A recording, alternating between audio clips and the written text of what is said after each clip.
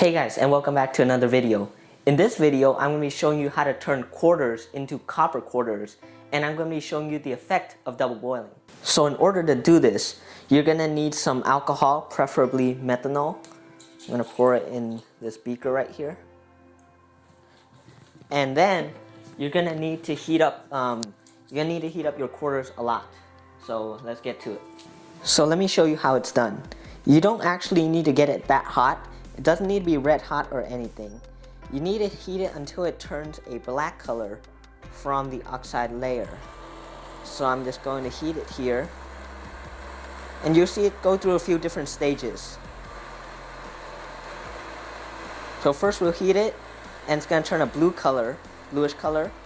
And once it turns black right here is where you need to dip it in the methyl alcohol. So let's start it now. Okay, look how black it is. And as I dip it in, there it is. Look at that double boiling. Look how cool that is. See that? Look how evenly the copper spread throughout this coin, even on the back side and the front. It's cool.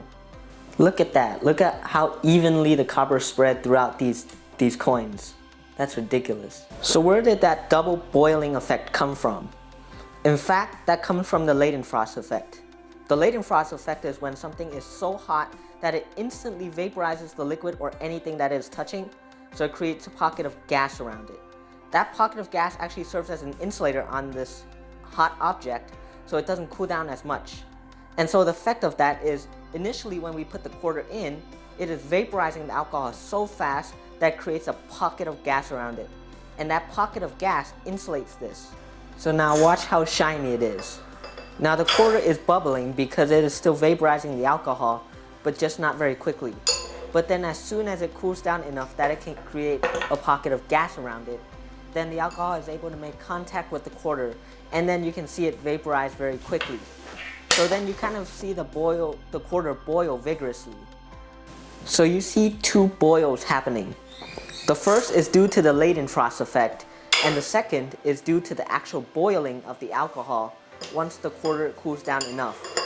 So the shininess on the quarter is actually from a thin layer of gas surrounding it. So if you're wondering, how is this actually able to work?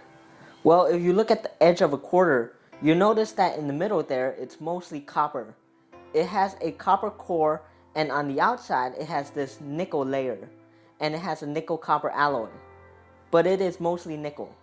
It's an extremely thin layer. Now what happens is when you heat up this quarter, the copper actually migrates from the center through the top alloy until it comes out the top of it. So once the copper migrates to the top of the coin, now it just reacts with the oxygen in the air and it turns black.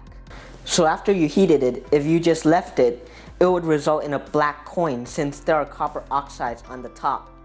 But what happens when you dunk it in the methanol is the copper oxides that are on the surface can actually be turned back into copper metal by reacting with the methanol.